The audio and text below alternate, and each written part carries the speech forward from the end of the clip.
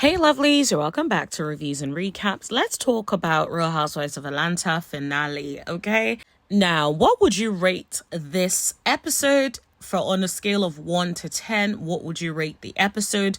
I personally would give it a 6, maybe a 6.5. I don't think it was bad at all.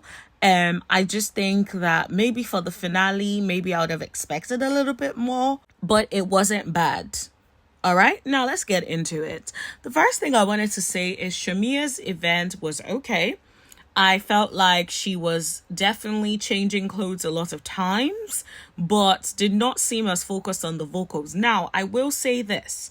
Shamea has a lovely voice, but I don't think all of the showcases really showcase that voice as beautiful as it is, right? So I will say it is her first showcase, at least in a while. It isn't going to be perfect, so I do think that we can give her the benefit of the doubt. Let's give her an opportunity. Let's see how she keeps on going with the showcases, with the singing moving forward. Who knows, maybe she will get to sing at the reunion. I hope she does, or I hope Drew does, right? I hope she does so she can get another opportunity to nail the vocals, because for now, the vocals were not nailed on this one. But I know she has a good voice. But the thing about singing is sometimes you may not have your best vocals. That's just what that is. It happens. It's not the end of the world. So I hope that whenever she does get the next opportunity, she kills it completely with the vocals. Now, did you guys see the video that Shamea brought out for Never Had? When I say that video is so raunchy, you guys need to go watch it and come back and let me know what you all think. Because I cannot be the only one. Now, I didn't watch the full thing. I watched it on Bravo Shade Room on Instagram. And it was so raunchy. Like, I could not believe it. I was like, it's not classy at all. Now, I'm not necessarily one of those people who feel like, oh, you're married, you can't be doing a music video with another person that ain't your husband. I don't particularly think that. However, I feel like this seemed very classless. It felt very raunchy. It was not working. It looks ghetto, classless. I absolutely did not like it. I'm like, Shamea acts like somebody who has something to prove. It's almost like you want to prove that you are sexy. You want to prove that you are this, when you existing should just be enough. There was no need for all of that for that song. Like, let's be clear. There was no need for all that for just that song. I just didn't get it. But it is Shamea. Are we surprised? The way she is always acting, are we surprised that something as raunchy and ghetto like that came out of her? I'll let you all respond in the comment section below. Now, guys, hit that like button if you haven't already. Hit that subscribe button if you haven't already. Hit that share button. All of these things are free ways to support the channel. Now, let's go back into it, honey. Now, let's talk about Shamea and Brit. Shamea confronted Brit about the whole text messages issue. I personally feel like I believe Brit. I'm sorry, I'm not sorry. I believe Brit. I do not believe Shamea. Shamea, you have a pattern of telling everybody and talking to everybody about your so-called bestie. So nobody believes you. I refuse to believe that you weren't showing private messages about your bestie to a random person. I'm not surprised at all. And so I feel like Shamea needs to stop lying. Instead of lying, just own it. Yes, I did show you text messages and it was wrong of me, but we weren't in a good place at the time. That could have closed it up. But the fact that you keep lying, saying you didn't show messages, yet she said something so specific is very bothersome to me. It's like, that's not what a friend does. You are a liar and you're not as innocent. And I wish that all of the people that were dragging Porsha and saying she's a horrible friend should also do the same to Shamea. Like, if you're going to drag Porsha for the things that you think she has done or say that she has done or not done, how about you drag Shamea for the wrong that she has done as well? Let everybody get their opportunity to be held accountable for their actions. You cannot continue to let Shamea's actions go unchecked because she's wealthy. And that's the thing that I'm getting from people. I feel like people sort of like to be associated with wealth and to even be around it, proximity to wealth. And so they see the fact that Shamea is wealthy and they're like, oh, let's just give her a pass. She has a beautiful family. And it's like, okay, that's fine. That's all well and good. I love that she has a beautiful family. Wonderful. And I hope that continues to be her situation. However, the reality is, if she's out here showing text messages between herself and her bestie, even a friend that isn't even her bestie, that's a problem. Like, there's no way to sugarcoat it. And I'm tired of people saying Porsha is jealous and Porsha is a bad friend. If Porsha is jealous and a bad friend, Shamea is jealous and a bad friend too. They both are at this point, because it's like they both clearly don't see it for each other. They're both clearly not friends. So I wish that everybody would just give responsibility where it lies and stop blaming one person when the other person has obviously done stuff wrong as well. Now, if you guys remember when we first talked about Shamea's reference to Brit talking about her daughter, I said I'm not going to comment on it until I see it myself, because I've noticed that sometimes parents do this thing where they're like, when someone talks about their parenting, they're like, oh, she spoke on my child. No. She spoke on your parenting, not your child. Two completely different situations. And so Shamea has been going around she talks about her daughter, all of that. Now we're still waiting to see what she said about the daughter. What we can see is that she addressed her parenting, because it's like, how are you crying in Grenada talking about, you can't wait to be home and you hate that you're away, only for you to then leave Grenada to go to Miami with Kelly. So that's a question, right? And I feel like I wouldn't do that, because I just think there's no need to go for people's parenting. I think parenting is hard enough as it is. So I naturally do not like to go for people's parenting in any way, and I would have stayed out of it. But at the same time, if somebody is out here calling her a pill popper and a whore, I understand her feeling like, girl, please, you ain't about to do that to me. Now, before you lot drag me, I don't know which one came first. I can't remember, and I can't be bothered to go back and look at it. I'm tired and hot. It's like 32 degrees here. So not sorry. Now, whatever the case may be, I feel like Brit shouldn't have taken it there. But at the same time, let's be clear. From what we saw on the show, there was nothing where she was dragging Shamea's daughter. And this is why I feel like sometimes we need to actually hear both sides before we start dragging people, sliding in comments, calling people out about things that we ourselves have not seen with our own eyes. We need to verify things first before we jump on the bandwagon. Because some of these things can be very detrimental. Because I'm sure people were all up in Brit's DMs and stuff, calling her out, calling her everything in the book but her actual name, just because of what Shamea said. And that was Shamea's POV, right? So we need to be able to watch things ourselves and see things for ourselves before we start jumping on bandwagons.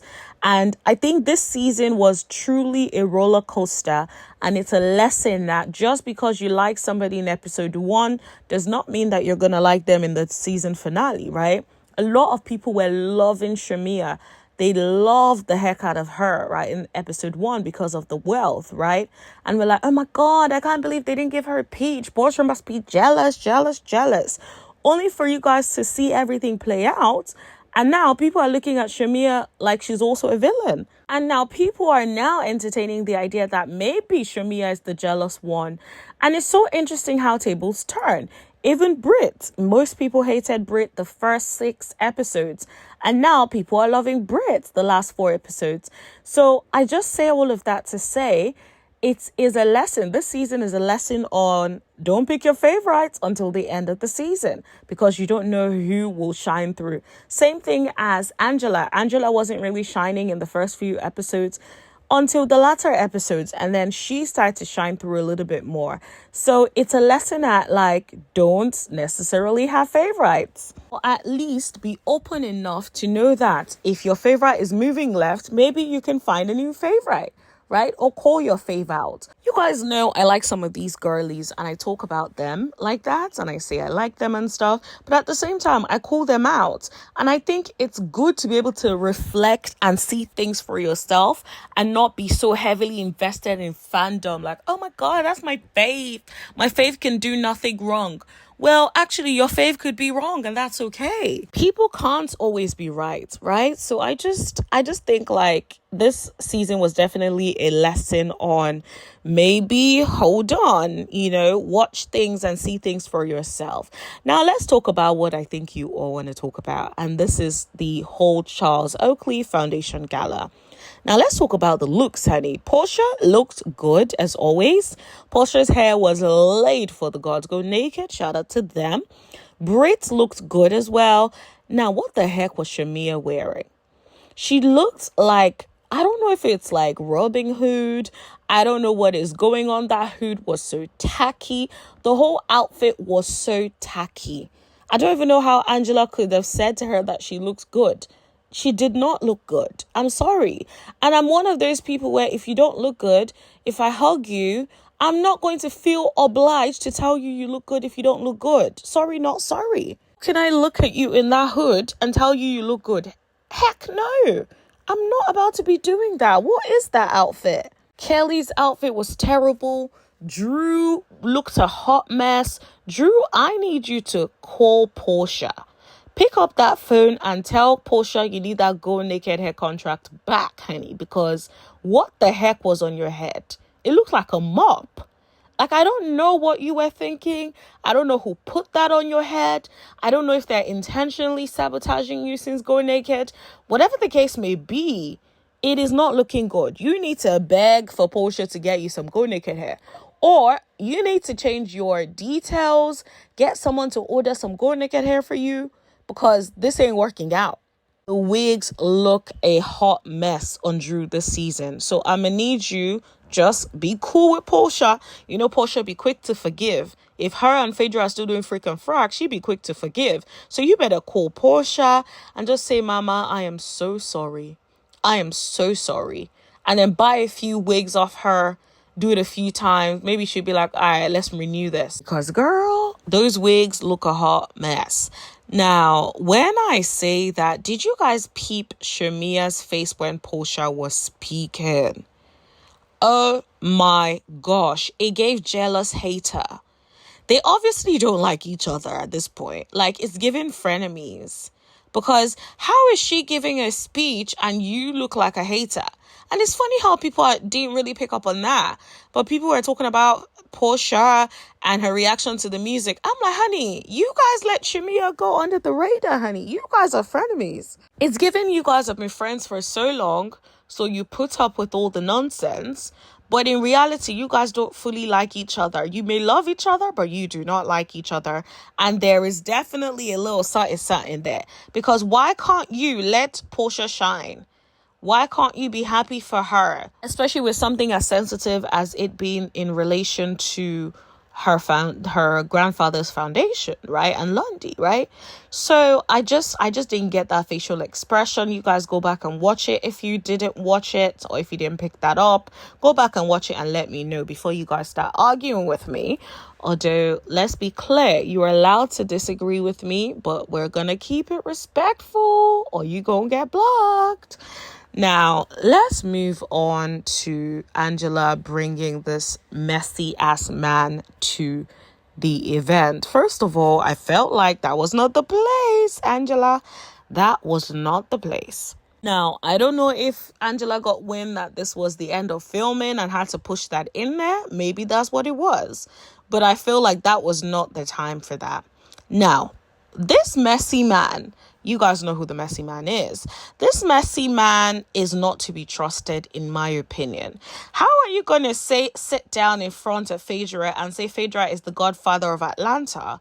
What are we saying? And then you said she reached out to you through a connect. Are you all right? Call Junebug. Like, what are we saying? It doesn't sound right. It doesn't sound believable. And I feel like the way Angela was hopping on that, unless this man gives you concrete proof, I don't really believe in accusing people like that. I don't think that's okay. Now, I know people would say Phaedra, has a track record of her behavior, and I agree. I get that. However, she just came back. Do you truly believe that she is about to mess up her spot while she just came back without production being involved, at the very least? I do not believe that for a second. I actually think Phaedra looked confused. She was just like, what are we talking about? Like, this is confusing. That is what I got. I think everybody looked confused. If you notice, everyone sort of looked pretty cash about it. Apparently, this messy man is also giving multiple variations of the story, allegedly. I've been seeing some comments of people saying he's saying that Angela was the one that put him up to it, allegedly, and that he didn't get paid for it. So it's just like, who knows what to believe? I do not know what to believe. I do not know who to believe. But one thing I know is I am not about to push any sort of rumors like that are serious allegations on somebody without some proof.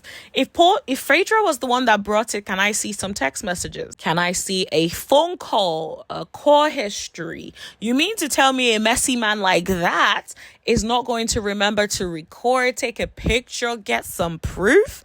I do not believe that for a second. Now, Angela did say she brought receipts to the reunion. Now we're going to have to wait to see the receipts. And like I said, if there are receipts that prove that Phaedra did in fact do this, then that's different. But for me, from where I stand, I'm not about to be out here saying she definitely did that until I see some receipts, because that messy man does not seem credible at all. This man sat in front of the person that allegedly told him and basically said she's the godfather of Atlanta, and there was a connect. That doesn't even sound right. It's like this person changes tune. 1 minute, this person is responsible. The minute it's another person. Who is it? Tell the truth. What makes you think he's telling the truth? What makes you think his credibility is to be believed? Now, I do think Angela was wrong for not telling Charles in the first place. If you're going to bring that to his foundation, that is a mess. You should have told him before what was going to happen.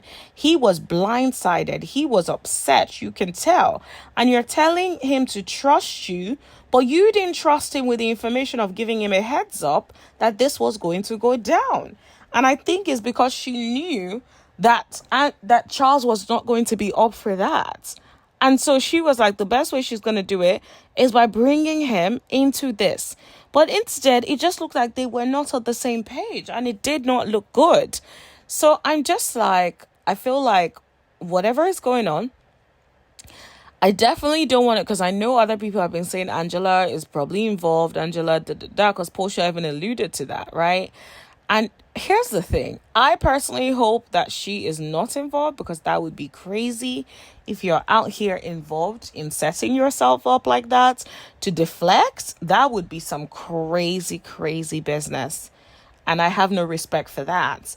But it's also one of those things where like everyone was like loving Stacey from Real Housewives of Potomac, only to find out like Stacey was out here doing some shady things, right? So I would just say I'm open to be convinced.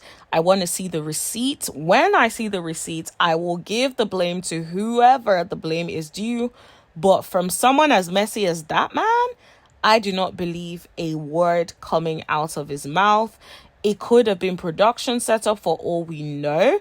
And Phaedra is the easiest person to be the fall guy. I will not be surprised. That said, let me know what you guys think. Do you think Phaedra had something to do with the rumors? Do you think Angela set it up herself? Do you think Porsha was involved in any way? Let me know in the comment section below. Also, let me know what you thought about the whole Shamea showing text messages to Brit. Do you believe Brit? Do you believe Shamea? Let me know in the comment section below. Also, finally, let me know what you would rate this episode, and also how have you found the season? What would you rate the season as a whole on a scale of 1 to 10, 1 being terrible, 10 being amazing? Let me know what you would rate the episode and also the whole season of Real Housewives of Atlanta. Now, thank you so much for listening. I look forward to reading your comments in the chat. Don't forget to like, share, hit that subscribe button. and turn on all your notifications so you know every single time that I post or go live. And don't forget to share with a friend, an ex, whoever it is that you can share it with. Thank you. I love y'all. Bye.